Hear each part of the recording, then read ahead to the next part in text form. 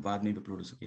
तो so class again मैं एक बार रिकैप करवा दूं, अगर कोई स्टूडेंट अभी लाइव देर से ज्वाइन किए हैं और कल जिनका एग्जाम है, तो मैं बेसिकली आपको फाइनेंशियल अकाउंटिंग की प्रिपरेशन करवा रहा हूं, जिसके अंदर मैं ये क्वेश्चन पेपर करवा रहा हूं। इस क्वेश्चन पेपर के साथ साथ मैं आपकी इस बुक को कंप्लीट रिवाइज करवाने की कोशिश करूंगा। आपको मैं पूरी कोशिश करूंगा कि आपकी ये जो सब्जेक्ट है आपका अच्छे से रिवाइज हो जाए। जिसने पढ़ा है, जिसने नहीं पढ़ा है, कल का एग्जाम उसका बेस्ट जाए। मैं इसमें आपको पूरी चीज आपको बताने वाला हूँ, ठीक है। तो मैंने इसमें अभी तक जो बताया है, एक क्वेश्चन था qualitative characteristic of accounting information, तो उसके बाद आपका क्या था, अंडरस्टैंडेबल था, देन आपका क्या था, यूजफुलनेस था, ठीक है। तो उसके बाद क्या था आपका, रेलिवेंस था, फिर क्या है आपका, रिलायबिलिटी है, तो फिर क्या है आपका, कंपेरेबल है, फिर क्या है आपका, कंसिस्टेंसी होना चाहिए। तो ये आपके वो हो गए, ठीक है। फिर है कंसेप्ट ऑफ डबल एंट्री। देखो क्या क्वेश्चन है, principle of double entry. Double entry system क्या होता है आपको पता है कि एक डेबिट एस्पेक्ट होता है, एक गिवर एस्पेक्ट, एक रिसीवर एस्पेक्ट, है ना। आप गोल्डन रूल्स भी लिख सकते हो उसमें कि debit what comes in, credit what goes out, debit all expenses, credit all income, है ना।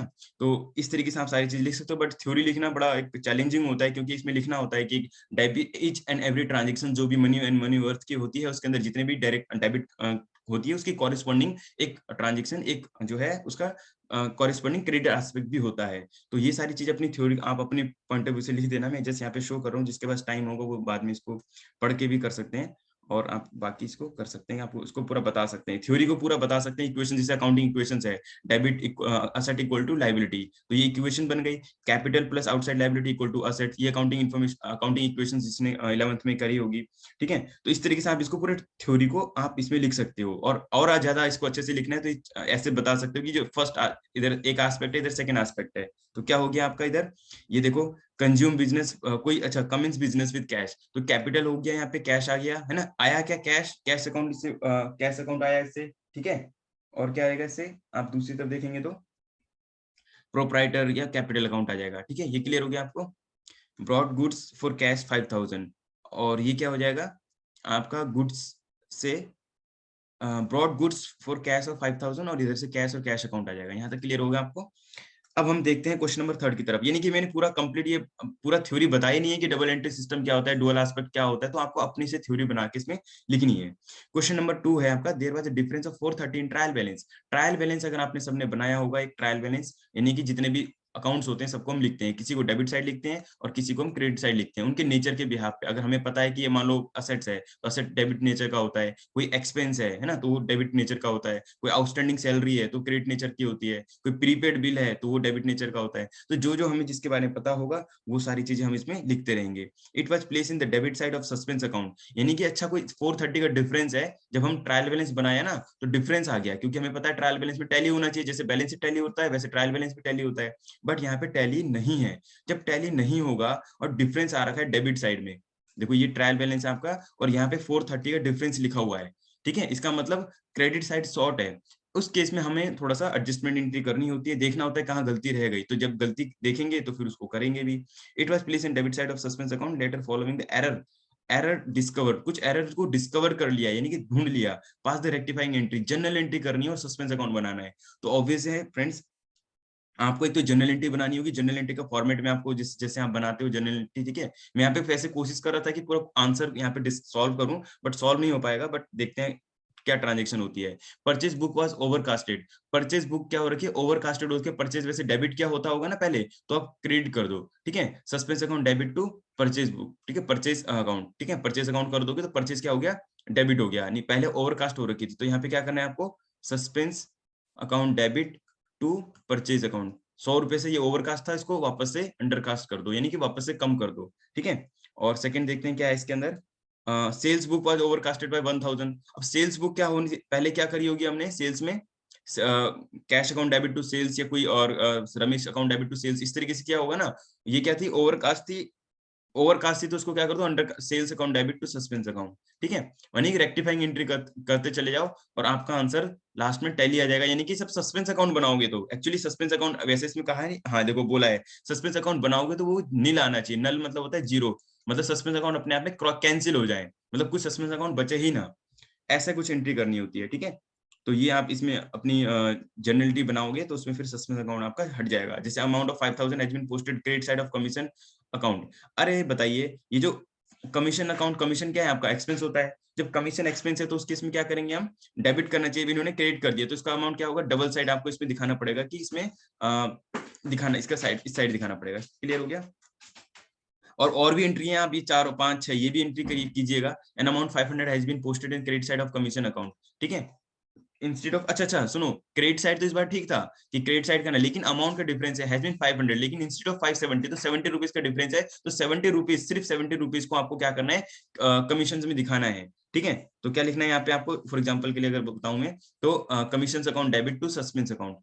ठीक है, कमीशन, अब ये नहीं पता ना कमीशन किसके अगेंस्ट में गया है, इसलिए कमीशन अकाउंट डेबिट टू 70, सिर्फ 70 से किया। क्यों? क्योंकि 500 तो हो रखा था लेकिन 70 नहीं हुआ था।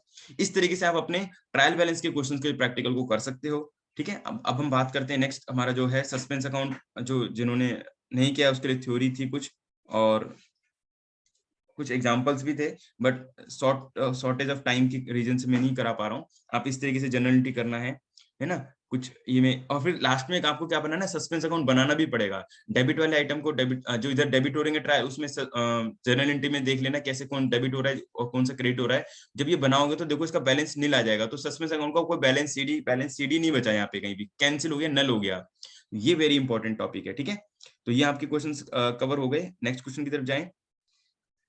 नेक्स्ट क्वेश्चन जो है हमारा, ये देखना है इसमें, क्वेश्चन नंबर 2 तक कर लिया। देखो क्वेश्चन नंबर 1 कर लिया, क्वेश्चन नंबर 1 में 2 पार्ट थे, A and B. Question number हमने 2 कर लिया। ठीक है, अब 2 के बाद अब हम क्वेश्चन नंबर 3 कर रहे हैं। Define depreciation. डेप्रिसिएशन को कंप्लीट डिफाइन करना है, एक अपने आप में चैलेंजिंग है क्योंकि डेप्रिसिएशन बहुत कम शब्दों में बताना। देखो इसके मार्क्स भी देखो, 3 5 12, 3 5 12 करना है। What factor should be consider determining the amount of depreciation, यानी कि कौन कौन से फैक्टर हैं जब हम इसको डिटरमाइन करेंगे, जब हम इसको डिटरमाइन करेंगे। ठीक है, explain the merit and demerit of return down value. Okay okay, तो देखो आपको अपने आप में क्वेश्चन ऐसा नहीं, अलग को आपसे एक तरीके से पूरा डेप्रिसिएशन के बारे में इसमें पूछ लिया, तो यही एक रीजन था मैंने इसमें डेप्रिसिएशन को ही पूरा इसमें कवर अप करने की कोशिश करी। ठीक है, तो मैं आपको इसमें एक काम करता हूँ, आपको ले चलता हूँ डेप्रिसिएशन की तरफ, और डेप्रिसिएशन को कवर अप करने की एक कोशिश करता हूँ आपके सामने। ठीक है, तो इन शॉर्ट मैं आपको एक तरीके से डेप्रिसिएशन रिवाइज करवा रहा हूँ, इसको डिटरमाइन करेंगे। ठीक है, explain the merit of return down.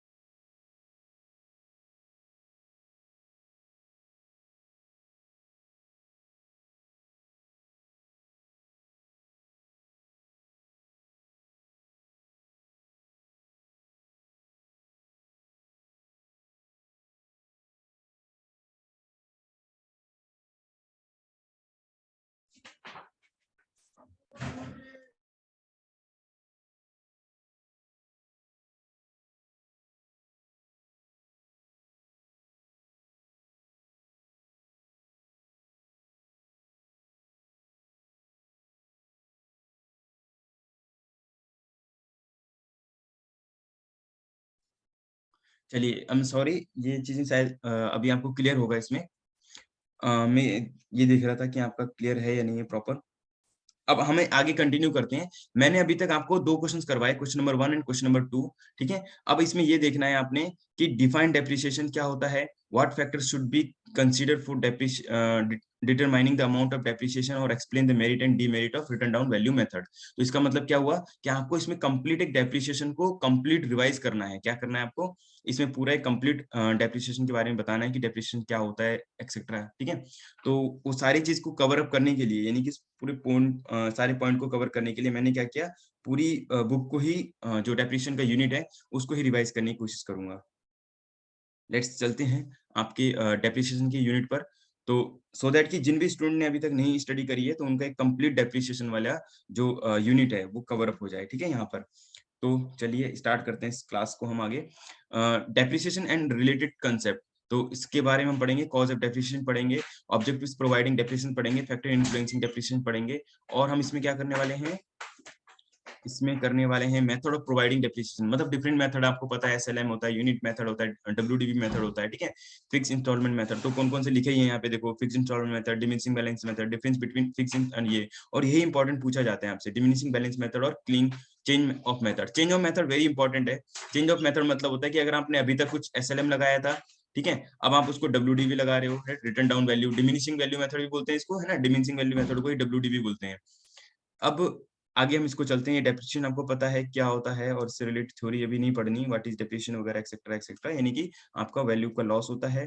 Depreciation and other related concept है, ये आपको अगर थ्योरी में आ जाए तो आपको लिख देना है कि what is depreciation and depletion. Depreciation कब होता है? अच्छा, मैंने डेप्रिसिएशन से रिलेटेड पहले भी एक वीडियो बना रखी है, आप उसको भी देख लीजिएगा, उसमें शायद मैंने लिखा भी है डेप्रिसिएशन, तो आप वो उससे कवर अप हो जाएगा, आपको काफी कुछ हेल्प मिल जाएगी उससे। डेप्रिसिएशन अमोर्टाइजेशन में क्या डिफरेंस है ना? डिप्लीशन तो किस में होता है भाई? देखो, सीधा एक रिस्क में आपको माइनिंग क्वेरीज में होता है। देखो, वेस्टिंग असेट जो होता है हमारे माइनिंग क्वेरीज में डिप्लीशन यूज करते हैं, ठीक है? और हमारा जो अमोर्टाइज होता है, वो किस में यूज करते हैं? अमोर्टाइज को यूज करते हैं हम रिटर्न ऑफ इंटेंजिबल असेट के अंदर, सच एज कॉपीराइट, पेटेंट और गुडविल। यहाँ पे अमोर्टाइज, इसमें हम अमोर्टाइज यूज करते हैं, ठीक है? अमोर्टाइजेशंस। तो आपको ये डिफरेंस क्लियर हो गया होगा, अगर इन केस अगर एग्जाम में आ जाए तो आप लिख सकते हो। अब ऑब्सोलेसेंस, डेप्रिसिएशन ऑब्सोलेसेंस के बारे में है, तो ये change in technology, change in method या यूजफुलनेस, इस केसेस में हम ये यूज करते हैं, ठीक है? इसके बाद हम फ्लक्चुएशंस के बारे में बात करते हैं, जो जब वैल्यू में चेंज आते हैं तो उसको भी हम कवर अप करते हैं। कॉज ऑफ डेप्रिसिएशन अगर एग्जाम में पूछा जाए तो आपको ये भी एक लिखना है आपको। चलिए इसको भी हम एक बार समझ लेते हैं कि cause of depreciation wear and tear से, लैप्स ऑफ टाइम से, ठीक है? ऑब्सोलेशन से, डिप्लीशन से, ठीक है? तो ये सारे आपके कॉज ऑफ डेप्रिसिएशन, आप इसको लिख सकते हैं एग्जाम में। Objectives providing depreciation, depreciation provide करने के क्या-क्या ऑब्जेक्टिव्स होते हैं? एक तो ascertain the true value, true profit, यानी कि अगर हम किसी एसेट में डेप्रिसिएशन की वैल्यू नहीं करेंगे, अपने प्रॉफिट एंड लॉस अकाउंट को कुछ अमाउंट से डेबिट नहीं करेंगे, तो हमें ट्रू वैल्यू नहीं मिलेगी, ठीक है? Ascertain the true cost of production, यानी कि आप कोई प्रोडक्शन बना रहे हो, आप कोई मैन्युफैक्चरिंग कर रहे हो, कोई एक प्रोडक्शन का काम कर रहे हो, आपने 10,000 यूनिट बनाई, लेकिन उसमें कोई मशीनरी है जिसकी कॉस्ट 5 लाख है, ठीक है? और आपने उसकी डेप्रिसिएशन की वैल्यू उसमें ऐड नहीं करी, मतलब की कॉस्ट में ऐड नहीं करी, तो इसकी ट्रू वैल्यू नहीं पता लगेगी, इसलिए इसकी वैल्यू को भी ऐड किया जाता है। तो ये क्या ऑब्जेक्टिव्स हैं, ये क्या आपके ऑब्जेक्टिव्स ऑफ प्रोवाइडिंग डेप्रिसिएशन है आपका। तो इसको हम कर रहे हैं, तो आप देख लीजिए, ascertain the cost of true value, ठीक है?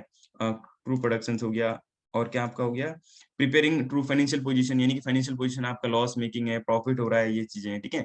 और फंड्स रिप्लेसमेंट असेट, यानी कि जब आप डेप्रिसिएशन करते हो तो आपकी असेट की वैल्यू धीरे-धीरे कम होती है, तो आपको पता लगता है कि इस असेट की वैल्यू अब स्क्रैप वैल्यू की तरफ जा रही है, सॉल्व वैल्यू की तरफ आ रही है, ठीक है? ये कुछ क्वेश्चंस हैं, एग्जाम में भी पूछे जा सकते हैं, इंपॉर्टेंट क्वेश्चंस हैं, आप एक बार इसको देख लीजिएगा। फैक्टर इन्फ्लुएंसिंग डेप्रिसिएशंस हैं, ठीक है? तो आप पता है कॉस्ट ऑफ असेट्स हो गया आपका, ठीक है? Estimated working life of capital, यानी कि ऐसे फैक्टर्स, ये यही क्वेश्चन शायद पूछा गया था ना आपसे? 1 सेकंड, एग्जाम में क्या पूछा गया था आपसे? एग्जाम में आपसे पूछा गया था what factors should be considered determining the amount of depreciation. तो ये सब अमाउंट के कौन-कौन से फैक्टर हैं, ये आपसे पूछा गया था, तो वो आपने इसमें बताना है।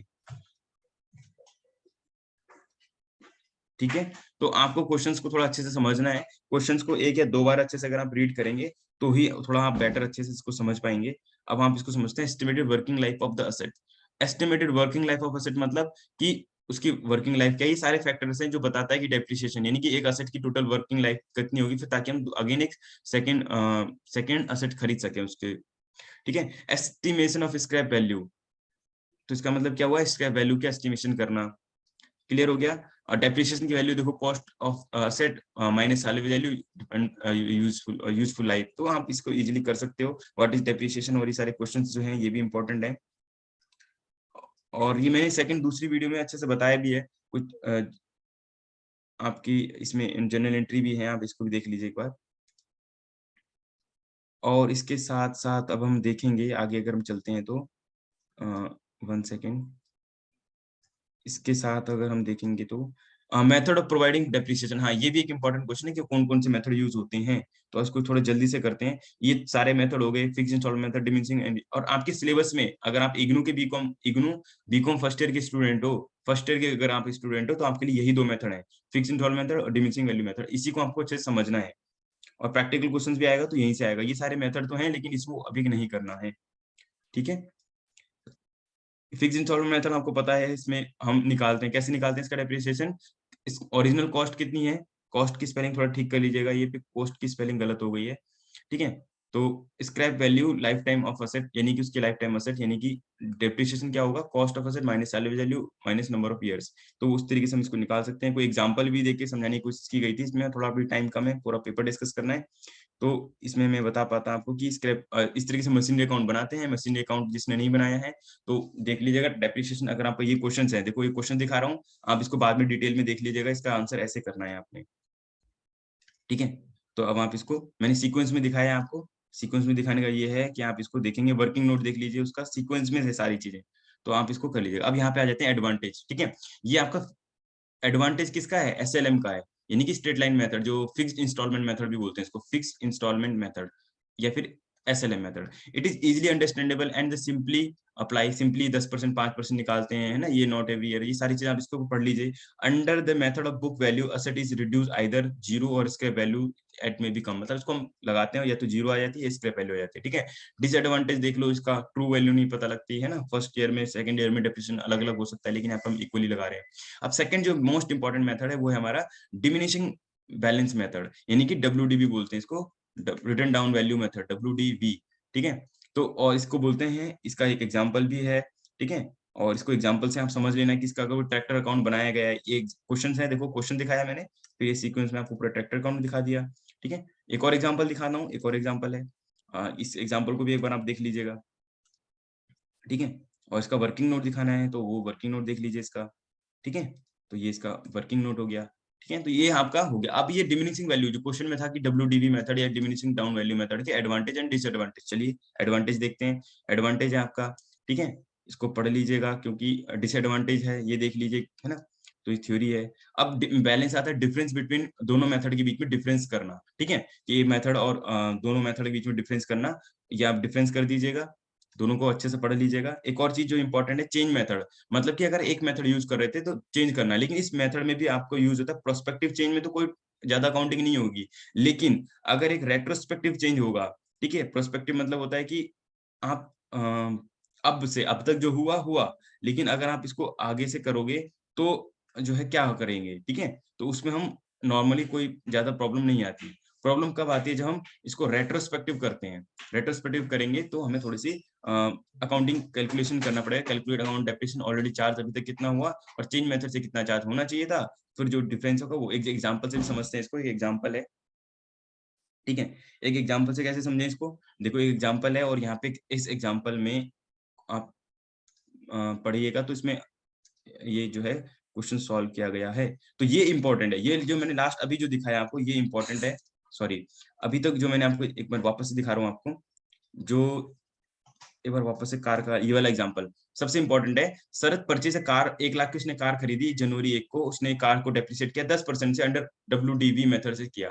लेकिन इस डेट को, यानी कि 2000 कब खरीदी? 15 को खरीदी, जब 2018 को क्या कहते हैं वो, they wanted to change the method of depreciation and reducing installment method to straight line method में जाना चाहते हैं। तो हमें क्या करना है, एक इस वाले मेथड से कितना डेप्रिसिएशन चार्ज हो चुका है और दूसरा कोई डेप्रिसिएशन है, इस मेथड से कितना डेप होना चाहिए था, दोनों ईयर का ना, 15 से लेके 18 तक कैलकुलेट करेंगे, जो डिफरेंस आ रहा होगा ना उससे एक एडजस्टमेंट एंट्री हम बना देंगे, ठीक है? तो वही इन्होंने किया है कि इस मेथड से उन्होंने निकाला कि कितना डेप्रिसिएशन लगा और फिर उन्होंने जब निकाला तो भाई दोनों का डिफरेंस, ओरिजिनल कॉस्ट इतनी है, डेप्रिसिएशन इतना है, लेकर वैल्यू ऑफ कार इतनी है, ठीक है?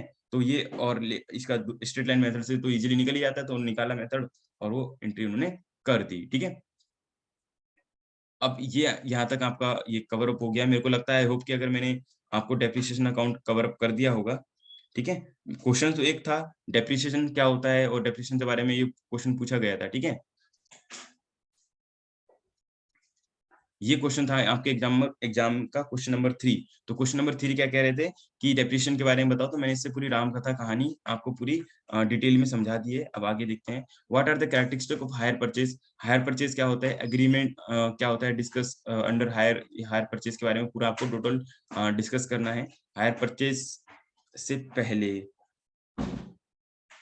एक और क्वेश्चन है, जॉइंट वेंचर का account, a temporary partnership account, comment explain how does it differ from the partnership and consignment, से कैसे डिफरेंस है ये, ठीक है। और आपका क्या है, how are branches and balance incorporate the head of office, और ये सारी चीज इसमें डिस्कस करनी है आपने, ठीक है। ब्रांच के बारे में बताना है, ठीक है। डिफाइंड कंप्यूटराइज अकाउंटिंग सिस्टम, थोड़ा इसको मैं डिटेल में बता भी दूंगा कुछ कुछ क्वेश्चन को, टॉपिक को। जैसे कंप्यूटराइज अकाउंटिंग सिस्टम है, इसको चलते हैं क्योंकि वो और प्रैक्टिकल सब्जेक्ट थे और कल आपका एग्जाम है, तो मैं पहले इसको बताता हूँ। कंप्यूटराइज अकाउंटिंग सिस्टम क्या होता है आपका, जो भी इसको लिखते हैं, मेकिंग यूज कंप्यूटर को हम अकाउंटिंग के लिए यूज करते हैं, तो आप इसको अपनी लैंग्वेज में लिख देना। और मैनुअल और अकाउंटिंग का ये जो डिफरेंस है, ये भी बहुत पूछा जाता है कि मैनुअल अकाउंटिंग सिस्टम और कंप्यूटराइज अकाउंटिंग सिस्टम के बीच में डिफरेंस क्या है। तो ये कुछ डिफरेंस मैंने आपको बताए हैं, 4, 1 2 और ये 3 और 4 है ना। तो आप और इसको पढ़ लीजिए एक बार अच्छे से, और उसके बाद फिर इसको करिएगा, ठीक है। तो आपका ये क्या हो जाएगा, कंप्यूटर अकाउंटिंग सिस्टम के बारे में है। तो अब आपसे और भी चीजें इसमें पूछी जाती हैं, जैसे कंप्यूटर अकाउंटिंग सिस्टम के एडवांटेज अगर आपसे पूछे जाते हैं कि बताओ ये कंप्यूटर अकाउंटिंग सिस्टम के एडवांटेजेस क्या क्या हैं, तो क्या बताएंगे आप एडवांटेज में, कि इसका ऑटोमेशन हो जाता है इजीली, मतलब ऑटोमेटेड कैलकुलेशन हो जाती है, जो भी बुक्स ऑफ अकाउंट है आपके ऑटोमेटिक तरीके से बन जाते हैं। क्या और क्या बताएंगे एडवांटेज में, कंप्यूटर अकाउंटिंग सिस्टम के एडवांटेज में, एक्यूरेसी, मैनुअल करते हैं एक्यूरेसी आती है, या फिर ऑटोमेशन करने पे एक्यूरेसी आती है। डाटा एक्सेस, डाटा को एक्सेस, यानी कि अगर मैंने फोन पे बहुत सारे डाटा को सेव कर रखा है मान लो मोबाइल में, और एक को डायरी में लिख रखा है, और मुझे किसी का भी एक्सेस चाहिए, यानी कि नाम सर्च करके तुरंत मेरे को उसका पूरा डिटेल मिल जाता है, तो डाटा एक्सेस भी इजी हो जाता है। Easy representation of data in the various formula, मतलब कि हम इजीली कहीं भी रिप्रेजेंट कर सकते हैं अच्छे से। रिलायबिलिटी, यानी कि ज्यादा रिलायबिलिटी होती है, रिलायबिलिटी मतलब ट्रस्ट होना उस डाटा पर, ठीक है। स्पीड, स्पीड किसकी अच्छी होगी, मैनुअल या फिर अकाउंटिंग प्रोसेस की, तो कंप्यूटराइज पर होती है, ठीक है। सिक्योरिटी भी ज्यादा अच्छी होती है, और को इफेक्टिव, कॉस्ट इफेक्टिव मतलब है कि कहीं ना कहीं सस्ता पड़ता है मैनुअल से। तो आपको ये सारी बातें ध्यान में रखनी है कि मैंने अभी बताया आपको एडवांटेज एंड डिसएडवांटेज ऑफ बता रहा था, तो उसमें एडवांटेज बताएं कंप्यूटर अकाउंटिंग सिस्टम के। अगेन रिपीट कर दूं, आपको याद रहेगा कल तक के लिए। Advantage of computer, advantage of computerise accounting के क्या क्या है, ऑटोमेशन है, एक्यूरेसी है, डाटा एक्सेस है, इजी रिप्रेजेंटेशन है, रिलायबिलिटी है, स्केलेबल है, स्पीड है, सिक्योरिटी है, और कॉस्ट इफेक्टिव है। ये यहाँ तक क्लियर हो गया। डिसएडवांटेज भी जानना चाहते हैं तो डिसएडवांटेज बताता हूँ इसका, कॉस्ट ऑफ सॉफ्टवेयर। अगर हम सॉफ्टवेयर इंस्टॉलमेंट की बात करें तो वो थोड़ा सा कॉस्टली हो जाता है, ठीक है। और क्या होता है इसमें, अगर मैं और टॉपिक की बात करूँ तो रिलायंस कंपिटेंस की बात करता हूँ, तो रिलायंस ऑन कंपिटेंस मतलब कि आपको कहीं ना कहीं कंप्यूटर के ऊपर ना रिलायंस होना, मतलब एक विश्वास होना चाहिए। मैनुअल पे तो कहीं ना कहीं हम विश्वास करते हैं, लेकिन कंप्यूटराइज पे भी जो data net PN and loss आप निकाल के ला रहे हो एकदम से, प्रॉफिट एंड लॉस, उस पर रिलायंस होना चाहिए, ठीक है। फ्रॉड होने के चांसेस हैं, क्योंकि कोई ना कोई टेक्निकल या कुछ ट्रांजेक्शन होने से फ्रॉड होने के चांसेस होते हैं, उसको हम ट्रेस नहीं कर पाएंगे जल्दी से, ठीक है। और ह्यूमन एरर होने के चांसेस हैं, मान लो जिसने एंट्री ट्रायल बैलेंस में, जनरल एंट्री में, लेजर्स में ही पोस्टिंग गलत कर दी तो फिर एरर आ गया। ट्रेनिंग, तो इसमें एम्प्लॉय को ट्रेनिंग देना, जो अकाउंट होंगे उनको ट्रेनिंग देना होगा। और टाइम तो इसमें लगता ही है, स्टार्टिंग में कुछ टाइम लगता है, लेकिन देखो यहाँ पे टाइम, यहाँ पे देखो लिखा है स्पीड लिखा है, देखो इधर टाइम लिखा है। इसका मतलब क्या हुआ, एडवांटेज की हम बात करें तो वहाँ पे एडवांटेज में टाइम आएगा, और डिसएडवांटेज में इस भी टाइम आएगा, लेकिन दोनों का डिफरेंस है।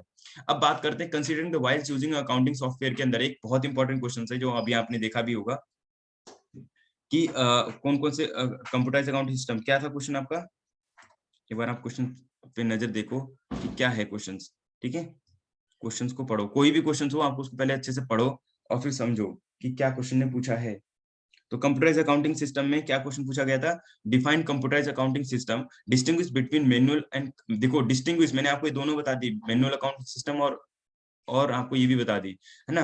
Explain considerations which account required to kept in accounting, तो ये आपको इसमें बताना था। तो आप इसको देखिए एक बार, ठीक है। तो ये आपको कंप्लीट हो गया। इसके अलावा और कुछ आपने पूछना है इसमें, तो कंसिडरेशन बता देता हूँ एक बार कि size of business, easy to use, features, protect है ना, कंपेटेबिलिटी, प्राइस है ना, ये पूरा इग्नू की बुक में ही लिखा हुआ है, मैं वहीं से देख के आपको पढ़ के बता रहा था। चलिए क्वेश्चन नंबर 8 की तरफ जाएं। क्वेश्चन नंबर 8 पढ़ते हैं, एक बार क्वेश्चन नंबर 8 को देख लेते हैं। सोनीपत, एक सोनीपत के कंसाइन है बाइसिकल, उन्होंने यूज किया है। एक बार इसको देखिए आप। A of Sonipat consigned 500 bicycle to B, consignment से रिलेटेड है। तो कंसाइनमेंट का टॉपिक अगर आपको नहीं पता है तो मैं यहाँ पे अभी डिटेल में इसको अच्छे से समझाने वाला हूँ, आप इसमें जुड़ी रहिए मेरे साथ क्लास के अंदर। मैं आपको डिटेल में बताता हूँ कि कंसाइनमेंट क्या होता है ना। Risk the cost of bicycle कितनी की, 200 के पेड, ये तो खैर बात की बात हो गई प्रैक्टिकल न्यूमेरिकल सॉल्व करने की। थोड़ा सा हम कंसाइनमेंट को समझते हैं कि कंसाइनमेंट होता क्या है। अगर आप फर्स्ट टाइम कंसाइनमेंट सुन रहे हो तो कंसाइनमेंट क्या होता है, एक सामान को बेचना। मान लो एक कोई एक पर्सन है, ठीक है, एक क्या है, एक पर्सन है, वो अपने सामान को दिल्ली से मेरठ में, बेंगलोर में बेचना चाहता है, ठीक है। मान लो कोई भी एक जो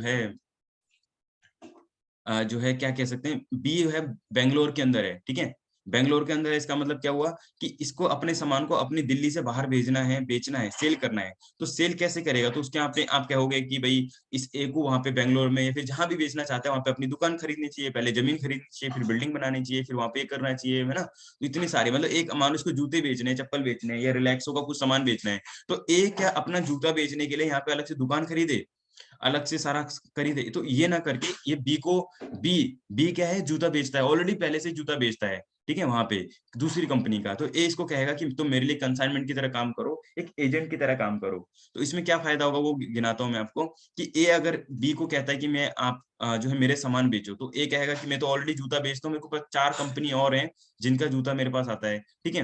तो ए कहेगा तो आप मेरा जूता भी अपनी दुकान में थोड़ी सी साइड में जगह पे यहाँ पे रख लो, ठीक है। तो फिर ए कहेगा मेरे को क्या मिलेगा, तो कहते हैं आपको कमीशन मिलेगा, आपको शेयर मिलेगा, कुछ और खर्चे जो होंगे वो आपको हम पे करेंगे। तो कमीशन बेस पे काम होता है सारा, ठीक है।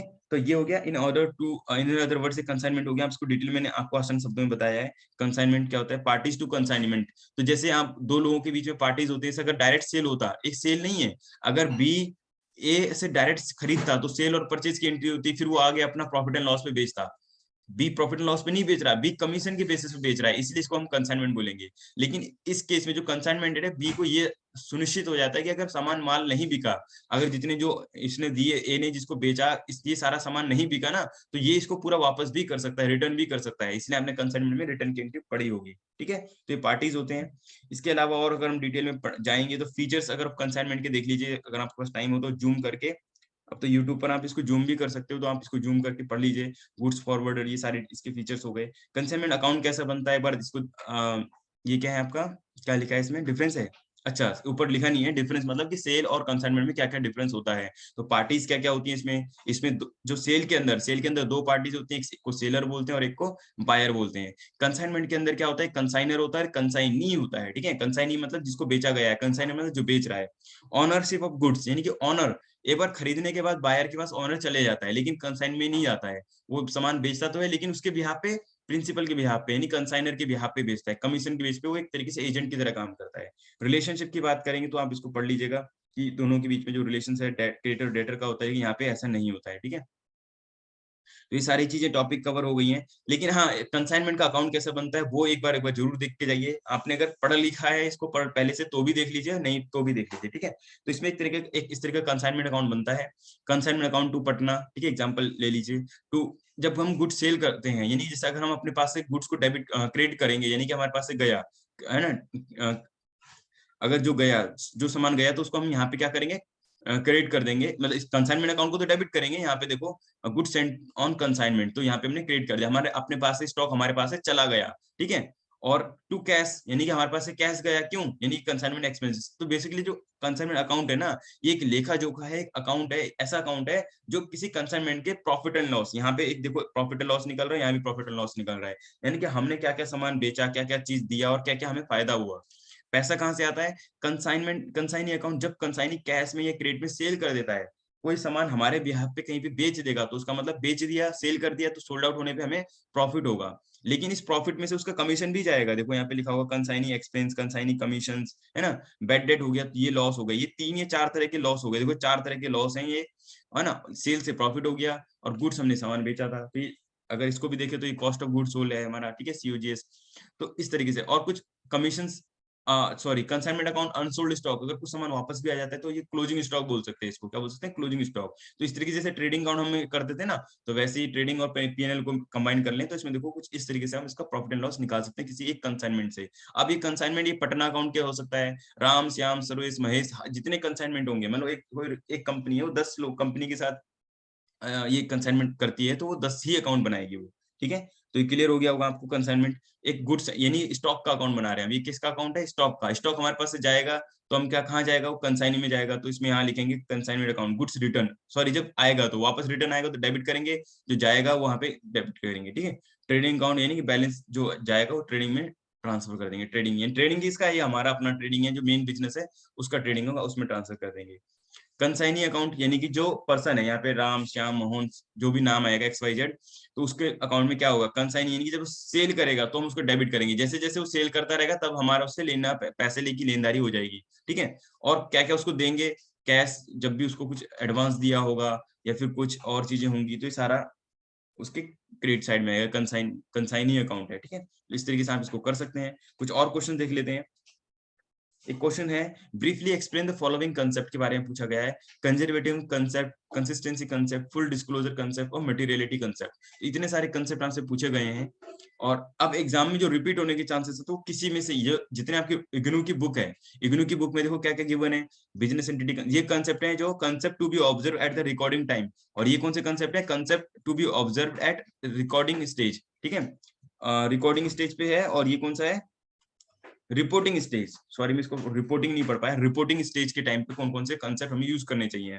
तो बिज़नेस एंटिटी कांसेप्ट हो गया, ठीक है? मनी मेजरमेंट कांसेप्ट हो गया, ऑब्जेक्ट एविडेंस कांसेप्ट हो गया, ठीक है? हिस्टोरिकल रिकॉर्डिंग कांसेप्ट हो गया, कॉस्ट कांसेप्ट हो गया, डुअल एस्पेक्ट कांसेप्ट हो गया, तो ये सारे कांसेप्ट हो गए, ठीक है? और हम रिकॉर्डिंग के टाइम पे देखेंगे तो क्या आएगा? गोइंग कंसर्न कांसेप्ट हो गया, अकाउंटिंग पीरियड कांसेप्ट हो गया, मैचिंग कांसेप्ट हो गया, कंजर्वेटिव कंजर्वेटिव कांसेप्ट हो गया, कंसिस्टेंसी कांसेप्ट, ये सारे कांसेप्ट हैं। आपको मैं वन बाय वन जल्दी से दिखा देता हूँ, वीडियो बहुत लंबी भी बन रही है और कल आपका एग्जाम है। सो चलो, वीडियो लंबी बन रही है तो देखते हैं इसको। Business entity concept, money measurement concept, ठीक है? ऑब्जेक्ट एविडेंस कांसेप्ट, ठीक है? और आपका हिस्टोरिकल रिकॉर्ड कांसेप्ट, ठीक है? कॉस्ट कांसेप्ट और आपका डुअल एस्पेक्ट कांसेप्ट, ठीक है? और concept to be observe at the reporting stage. तो रिपोर्टिंग स्टेज पे क्या-क्या करना है आपको? गोइंग कंसर्न कांसेप्ट, इसको पढ़ लीजिए एक बार, ठीक है? और अकाउंटिंग पीरियड कांसेप्ट, इसको कर लीजिए। तो यहाँ तक आपका सम अप हो जाएगा। मैं अभी इस वीडियो को यहाँ पे स्टॉप कर रहा हूँ। आप थोड़ा-सा इस पे कमेंट करके लाइक कर दीजिएगा सो दैट कि मैं नेक्स्ट वीडियो बनाने के लिए मुझे मोटिवेशन मिले। वीडियो लंबी ना बने, कोशिश पूरी थी, लेकिन फिर भी मेरे कुछ क्वेश्चन्स यहाँ पे छूट गए, कुछ कांसेप्ट रह गए, ठीक है? और काफ़ी कुछ को मैं एक्सप्लेन नहीं भी कर पाया। मतलब मेरे को एक्सप्लेन करना था, पढ़ाना था अच्छे से, लेकिन वो नहीं हो पाया। आई एम सॉरी फॉर उसके लिए, लेकिन मैंने शो कर दिया है सो दैट कि आपके पास जैसे टाइम मिले, आप उसको कल से पहले-पहले इसको पढ़ लेंगे उसको। Thank you so much. अब हम अपनी क्लास को यहीं पे स्टॉप करते हैं।